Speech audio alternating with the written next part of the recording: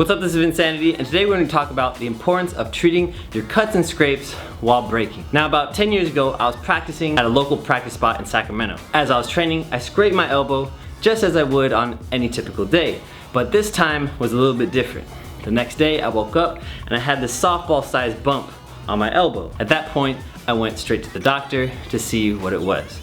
The doctor told me I must have bumped my elbow, it's just some inflammation and I should be okay. If I ice it, take some ibuprofen, I'll be good. So I went home, I went on with my day, and a couple days later, I noticed that my whole arm turned red and it was pulsating uncontrollably. It was like I was popping. And pretty much everybody around me was freaking out. So again, I went back to the doctor and right away he said, "You got a staph infection." At that point, I really didn't know what a staph infection was. I just knew it was a bad thing to have. Right away, he was giving me shots in my butt and also my arm, while explaining that if I would have waited one more day, he would have had to cut my arm off, which was a big reality check for me for treating cuts and scrapes, big or small. While you're training, especially in public practice spots, you don't know who's been there, you don't know who sweated there, you don't know if they're sick, you don't know if they've been walking on dirty floors, stepped in dog poop, or whatnot.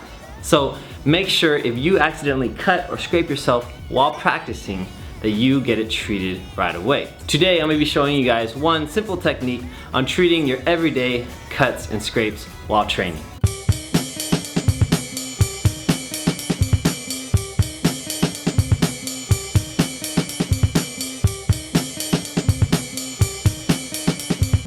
Alright you guys, so the first thing you want to do is simply wash your hands. The easiest way to actually spread germs around is touching it with dirty hands. So wash your hands.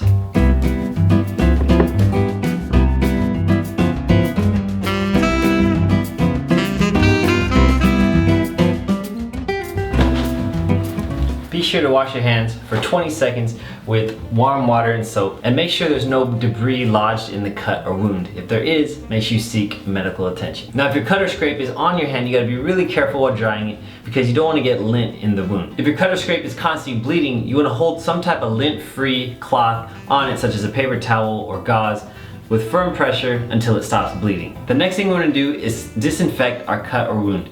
Typically I would use hydrogen peroxide or iodine, but I was recently told that it's much better to use a sterile saline solution such as this. We're basically going to take this and spray it on our cut or wound to disinfect it.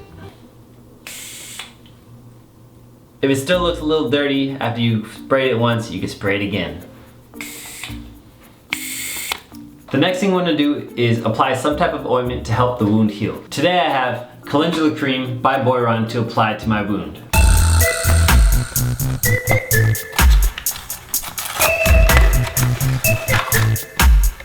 Ever since I was a kid, my mom used calendula-based ointments to treat cuts and scrapes, so that's the main reason why I still use it today. Calendula also has an active ingredient called garden marigold that helps promote healing. So what we're going to do is basically apply a very thin layer onto our scrape. Again, the reason why you wash your hands before is so you don't put some bacteria in there. You then want to apply a bandaid onto the cut or scrape loosely to allow it to breathe.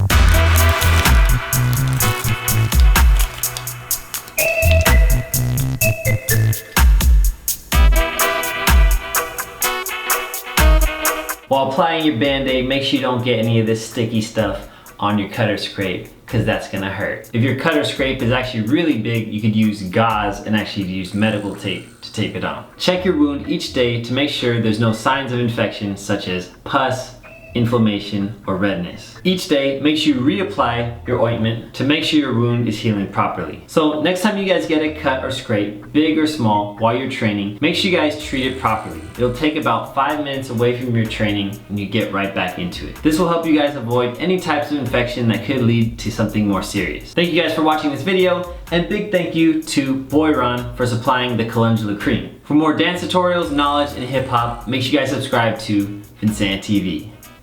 Peace.